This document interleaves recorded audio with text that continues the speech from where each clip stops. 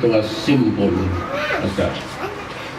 I will appreciate deeply if we all in government attend to this urgent need. I was determined then, as I am now determined and better positioned to wage war against those who make a mockery of our laws, including those who make life for us all miserable. I wish to assure everyone, though, that vindictiveness is not in my system.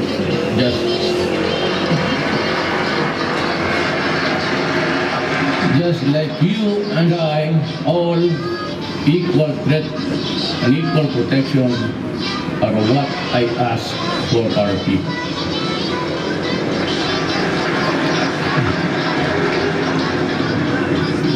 But we must have the courage to fight for what we believe in, undeterred by the fear of failing or losing.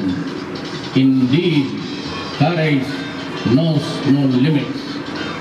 Cowardice does. At this point, there are concerns, views, I wish to convey to all, to the end that as I perorate on facts, figures, plans, programs, and solutions, these concerns will not dissipate or get lost along our way. Thus, to our religious bishops, leaders, priests, pastors, preachers, imams, let me assure you that while I am a stickler for the principle of separation between church and state, I believe quite strongly that there should never be a separation between God and state.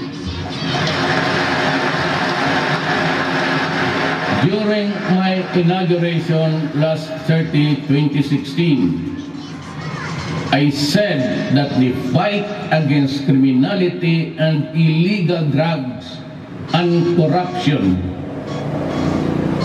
will be relentless and sustained. I reiterate that commitment today, and that is why I call on the Philippine National Police, the barangay chairman, the mayors and governors, are all those occupying seats of power and authority not to lower their guard. There will be no let up in this campaign. Double your efforts, triple them if need be. Chelsea. We will not stop until the last drug lord, the last financier, and the last pusher have surrendered or put behind bars.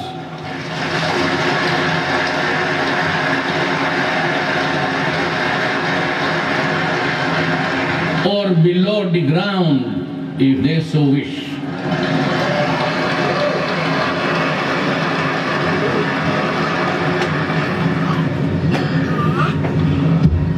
To our police officers and other officials, do your job, and you will have the unwavering support of the Office of the President.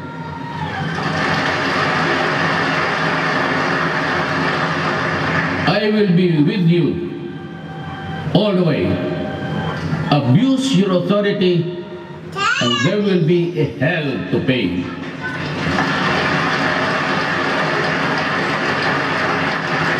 For you will have become worse than criminality itself.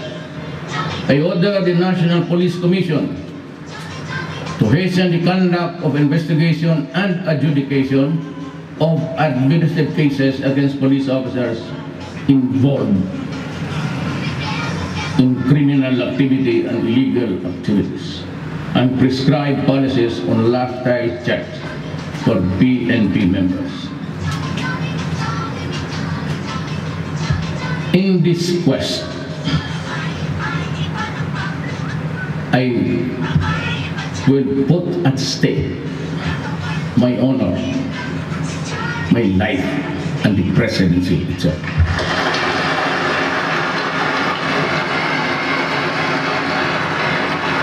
The DLG is also directed to strictly monitor how LGUs perform their supervision functions over the police. And those found performing will be sanctioned, including the loss of police deputation from the NAPOLCOM. Let me repeat my warning to all.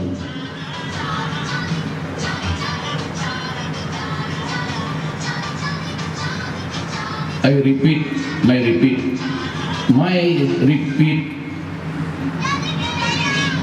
to all. Do not do drugs.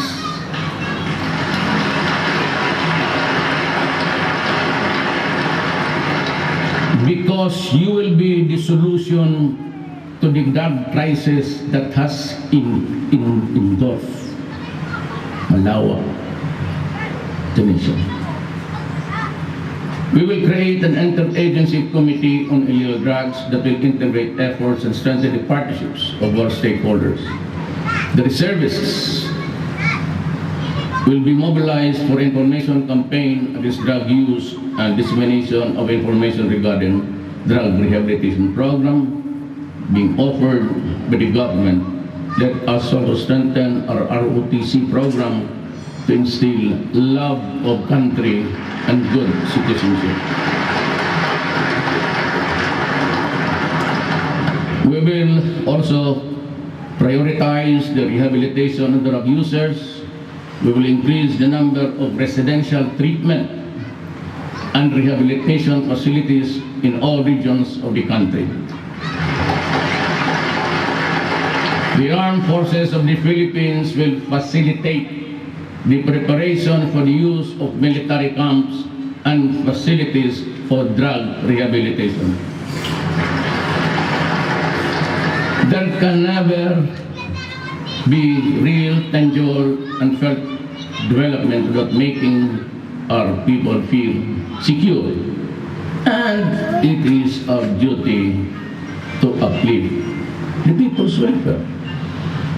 With this, my administration shall be sensitive to the state's obligation to promote and protect, fulfill the human rights of our citizens, especially the poor, the marginalized, and the vulnerable, and social justice will be pursued even as the rule of law shall at all times prevail.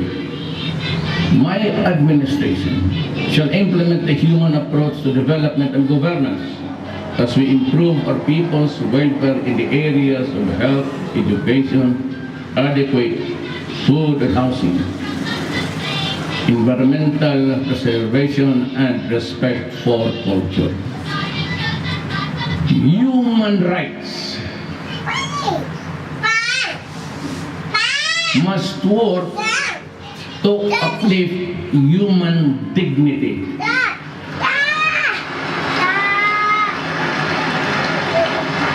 But human rights cannot be used as a shield or an excuse to destroy the country. Pure country, I am country.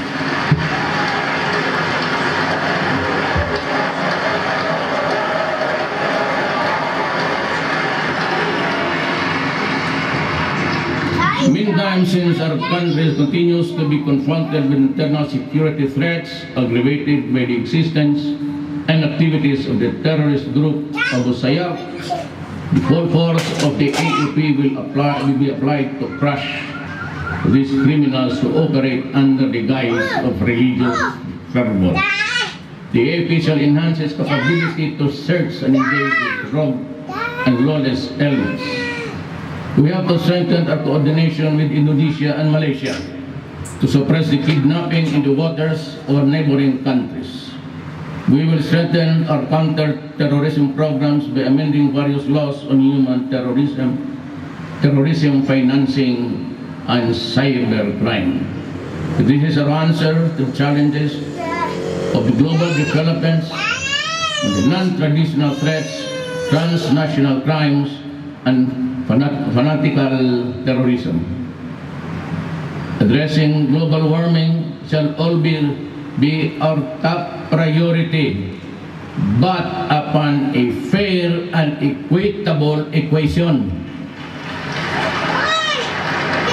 It must not stymie our industrialization.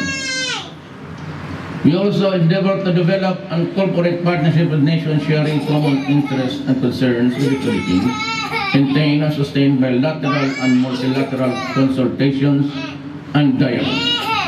We will continue to expand operation human assistance, disaster response, maritime security, and counterterrorism. We shall deepen security dialogues with other nations to build greater understanding and cooperation. With regard